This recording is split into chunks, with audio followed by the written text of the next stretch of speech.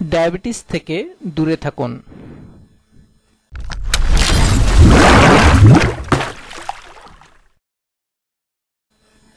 ডায়াবেটিসের সরাসরি নিরাময় না থাকায় এতে আক্রান্ত হলে তা নিয়ন্ত্রণে রাখতে হয়। তবে কিছু উপায় রয়েছে যা আগে থেকে মেনে চললে ডায়াবেটিস দূরে রাখা যায়। শরীরের ইনসুলিনের ভারসাম্যহীনতায় রক্তে শর্করার মাত্রা অস্বাভাবিক হয়ে ডায়াবেটিসের সৃষ্টি হয়। সময় থাকতে ডায়াবেটিস সম্পর্কে জেনে রাখা ভালো, এতে আগে থেকেই রোগটি সম্পর্কে সচেতনতা গড়ে তোলা যায়। মাত্রাতিরিক্ত খাবার খাওয়া ডায়াবেটিসের অন্যতম কারণ। এ কারণে খাবারের পরিমাণ কমানো উচিত আগেভাগেই। খাবার খাওয়া কমানোর জন্য ছোট ছোট প্লেটে অল্প করে খাবার নিতে পারেন। এছাড়া খাবার খাওয়ার আগে 1 গ্লাস পানি খেয়ে নিলেও তাতে খাবারের পরিমাণ কমতে পারে। আপনি যদি নিয়মিত শারীরিক অনুশীলন করেন তাহলে তা নানাভাবে আপনার স্বাস্থ্যের জন্য উপকার করবে।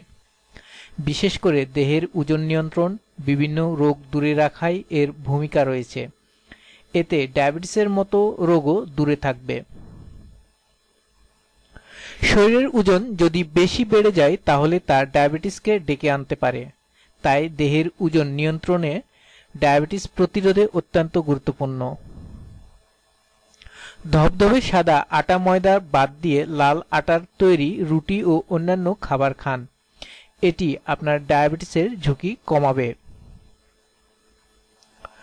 সকালের নাস্তা অত্যন্ত গুরুত্বপূর্ণ খাবার, এটি কখনো বাদ দেওয়া ঠিক নয়। সকালের নাস্তায় প্রোটিন যুক্ত করলে তা সারাদিনের ক্ষুধা কমায়। এতে শরীর যেমন সুস্থ থাকে তেমনি ডায়াবেটিসও দূরে থাকে।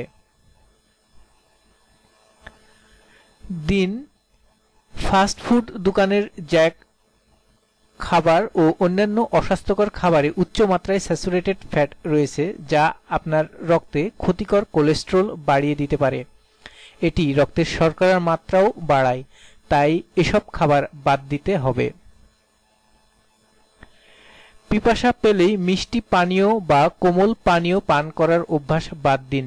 মূলত যে কোনো মিষ্টি পানীয়ই ক্ষতিকর, তাই এসব পানীয় সম্পূর্ণ ত্যাগ করুন।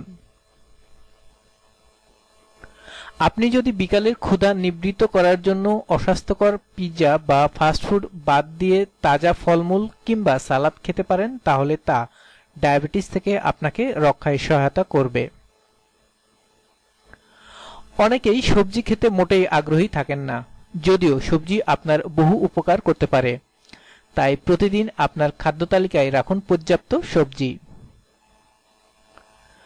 মাত্রাতিরিক্ত মানসিক চাপ আপনার রক্তের শর্করার মাত্রা বাড়িয়ে দিতে পারে। এই কারণে মানসিক চাপ থেকে নিজেকে দূরে রাখুন। প্রয়োজনে যোগা, মেডিটেশন ও শ্বাস-প্রশ্বাসের অনুশীলন করুন। আরও নতুন নতুন ভিডিও পেতে আমাদের সাথেই থাকুন। Please subscribe, like, share and comments hour video. ধন্যবাদ।